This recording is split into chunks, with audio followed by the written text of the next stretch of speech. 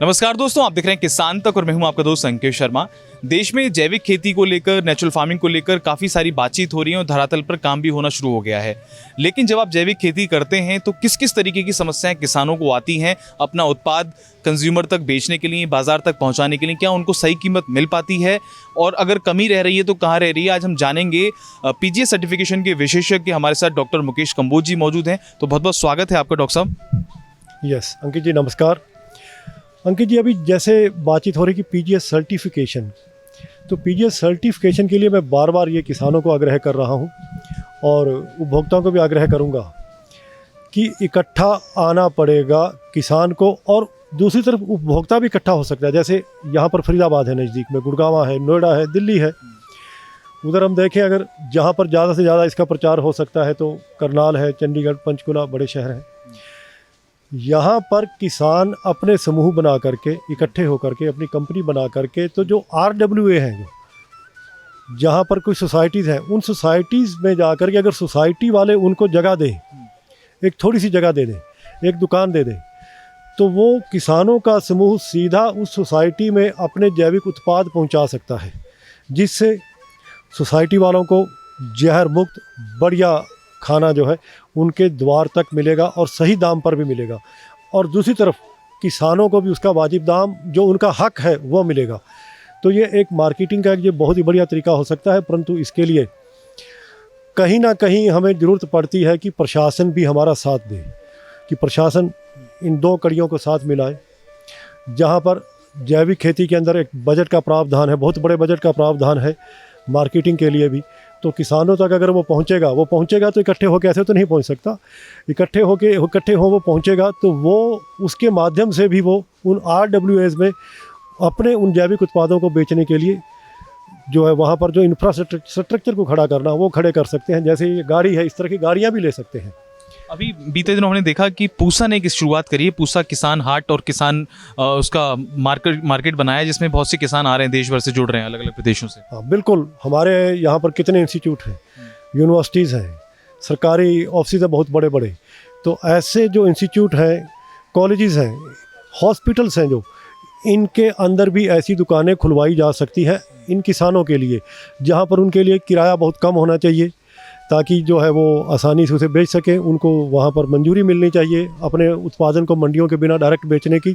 तो ये भी एक तरीका है। और डिजिटल मार्केटिंग भी आजकल सोशल मीडिया का काफ़ी प्रचलन है। अगर सोशल मीडिया के माध्यम से भी किसान जुड़ें, अपना यूट्यूब चैनल बनाएं और इस तरीके के ग्रुप्स बनाएं, तो उससे भी उनकी सेल बढ़ सकती है। अंकित जी, जैसा डिजिटल मार्केटिंग में क्या है कि अभी जो प्लेटफॉर्म्स हैं उनको हमारे किसानों ने अप्रोच किया है, तो ये जो मौजूदा डिजिटल प्लेटफॉर्म्स हैं ये तो उसमें मदद करने में कोई ज़्यादा सहायक नहीं है, क्योंकि उनका अपना हित है, उनको खुद कमाना है। यहाँ पर किसान को खुद अपना ही डिजिटल प्लेटफॉर्म और खुद ही अपना डिलीवरी सिस्टम बनाना पड़ेगा, तब जाके बात बनेगी। और खुद का डिजिटल प्लेटफॉर्म और डिलीवरी सिस्टम बनाने के लिए फिर से वही जो सरकार के द्वारा एक जैविक खेती के लिए जो बजट रखा गया है, वो किसानों तक अगर पहुँचे तो उस बजट की मदद से ये किया जा सकता है, और उसी से ही किसान आगे बढ़ पाएंगे। या फिर बहुत बड़ी संख्या में किसान हो जो पहले से ही इतना दम रखते हो कि वो अपने पास से ही पैसा इकट्ठा करके अपने पाँव पर खड़े होके ये सब साधन जो है वो बनाएं, और इसमें आगे जो है जैविक उत्पादों को उपभोक्ता तक पहुँचाएं। आपका स्वयं का क्या अनुभव कहता है? बीते कितने वर्षों से आप इस फील्ड में हैं, खेती किसानी भी आप कहीं ना कहीं हैं और कई फार्मर्स को आप गाइडेंस देते हैं, तो आपका खुद का अनुभव क्या कहता है कि आने वाला भविष्य क्या है जैविक खेती का भारत के अंदर? अंकित जी, ऐसा है कि भविष्य जो जैविक खेती का है उसमें अगर मैं दो तरीके से कहूँ तो आने वाला समय जहर मुक्त खेती का है, नंबर 1। नंबर 2, इसके अंदर एक प्रिसीजन फार्मिंग हम बोलते हैं, जिसके अंदर बहुत हाईटेक जो आज की मशीन्स जो हैं, आज का जो डिजिटल युग है, उसका एक योगदान रहेगा। तो इन दो चीज़ों के समावेश से ये जैविक खेती खड़ी होगी।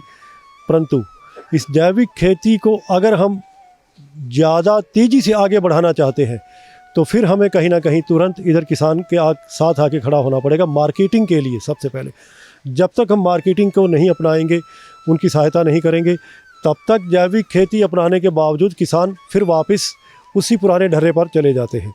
आज हरियाणा के अंदर हमारे पास डाटा है, जितने लोग जैविक खेती आज कर रहे हैं ये केवल मात्र आज 15 से 20% बचे हैं, जबकि अब से पहले इससे ज़्यादा थे।